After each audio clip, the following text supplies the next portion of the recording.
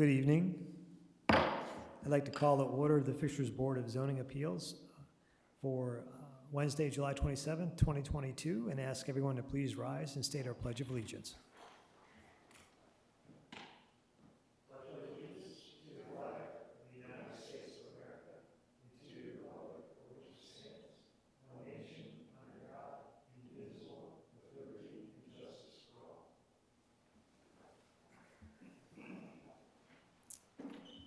Secretary, would you call the roll, please? Yes. Mr. Ferrucci. Here. Mr. Grinsley. Here. Mr. Sylvie. Here. Mr. Stevenson. We do have quorum. We do have a quorum, although I would like to speak with the petitioner. In order for your petition to be granted this evening, all three of us have to be unanimous. If you prefer to wait another month because Mr. Stevenson is not here, you could. Otherwise, we're happy to hear your petition this evening, but in order to prevail, you need to be unanimous. That's fine. Thank you. Thank you. Okay. So at this point, we'd like to move to approval of the previous minutes, May 25th of 2022. Do we have a motion? Make a motion to approve the minutes from the previous meeting, 5/22. Second, we have a motion and a second. All in favor? Aye. Aye. Aye. Minutes approved. I'll open the public hearings, beginning with VA 22-9, Logan Impervious Surface Coverage Variance. Joe Logan with Timothy Homes LLC on behalf of Thomas and Kelly Hargens, the homeowners, is requesting a variance of development standards to allow for an increase in impervious lot coverage up to 55% to accommodate a new single-family home, pool, and patios, as opposed to 35% impervious lot coverage permitted by the Fishers UDO.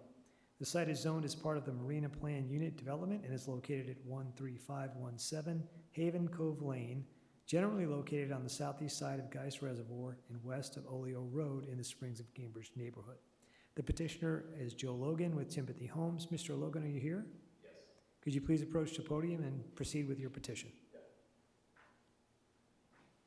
Again, I'm Joe Logan, Timothy Homes, and looking to build this new home on a vacant lot my people bought. The house is a ranch-style home. They're empty nester people, and it's kind of spread out, sprawling, one-story home. And by the time we put the pool and the concrete, we exceed the 35% UDO limit and asking for a 55% maximum coverage variance. Thank you, sir. At this time, I'm going to open the public hearing. If anyone is here from the public to speak as to this petition, please approach the podium, state your name and address, and proceed. Sir, I think there's someone behind you. Good evening. My name is Michael Colby, C-O-L-B-Y. I live at 7105 Coldike Drive here at Fishers. And I have a question. I see you're going to be raising, if you approve this, raising the impervious surface from 35 to 55. And I know that the impervious surface is involved in the formula that's used to compute the stormwater fees. And I've seen that this is a common occurrence with BZA when you get these kinds of requests, as well as in other situations, city council meeting when they're doing the PUD. I guess my question is, has anyone calculated what impact raising the 55% would have on the stormwater fee? I know that there's a 35% stormwater fee in various R districts, and in fact the commercial I think is higher because obviously the impervious surface is bigger. So that's my first question. And then secondly, by raising it to 55%, you have more runoff that goes in the Geist. And I know there has been in years past, and I think currently, some concern about the runoff going into Geist because it contributes to the algae buildup. And so when you raise this thing to 55%, you're impacting several things. Plus, as a homeowner, I pay my stormwater fee at 35%. And so if this building, this project is going to go up to 55%, will there be any kind of adjustment to the stormwater fees? Thank you. Thank you for your question, sir. I'm going to defer those questions to council and staff. I'd like to go ahead and have our staff present, and then we'll answer those questions together. Okay. Okay.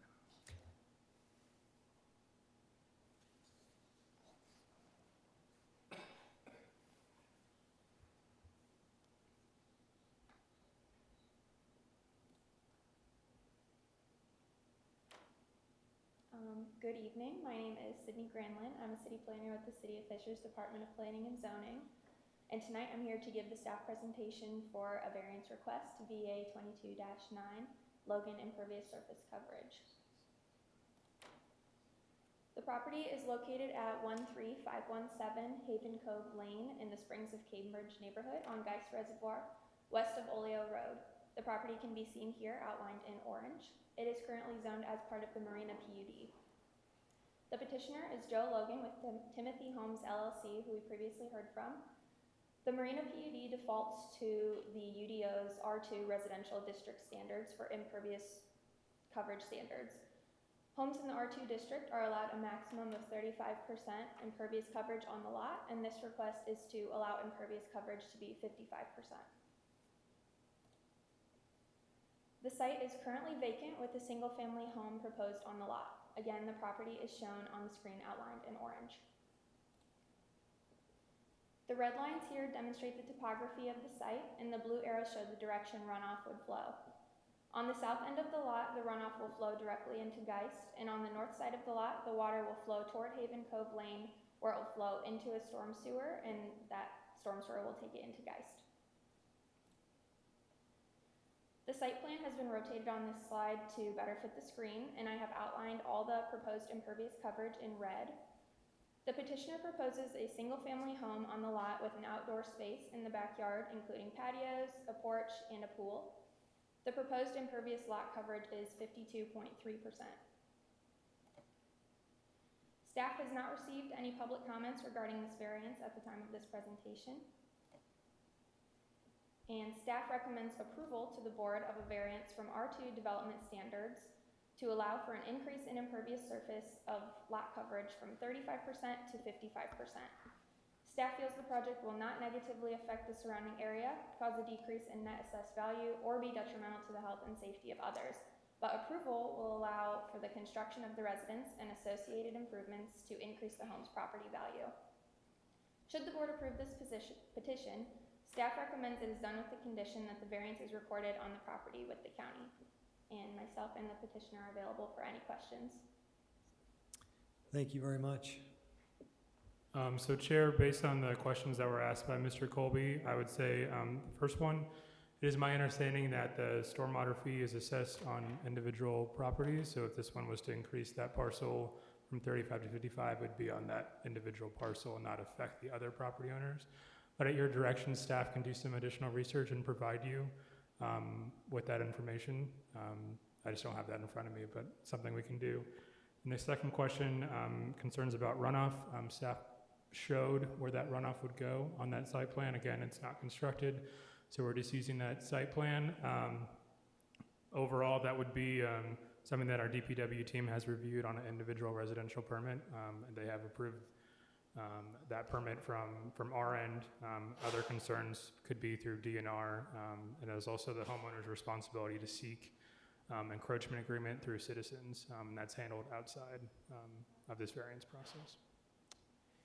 Thank you. Sir, you heard the responses from staff there, correct? Sorry, please. Did you hear the responses from staff? Well, yes, I did. Okay. I heard your response as well.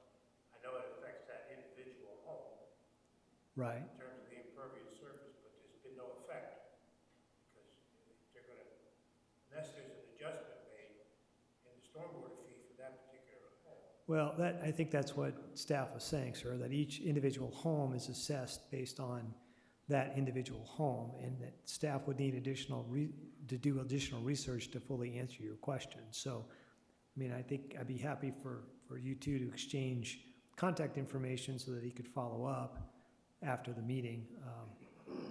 You know, as the chair of the Board of Zoning Appeals, I do not have any specific information as to your question without doing any more research. And I understand that. I mean, I guess if the zoning requirement is 35%, then that's the fee. That's the amount that would be considered a stormwater fee across the board. So an individual home exceeds that. Then that individual then home, That individual home, and I'm wondering if that's being captured. That's my question.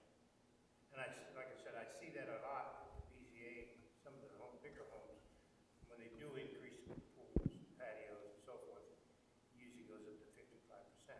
And as I said, I've been to the city council meeting where they have PUDs, and PUDs exceed that threshold as well. So, it just represents, in my mind, unfair taxation to those of us who are conforming to the 35% or whatever that happens to be.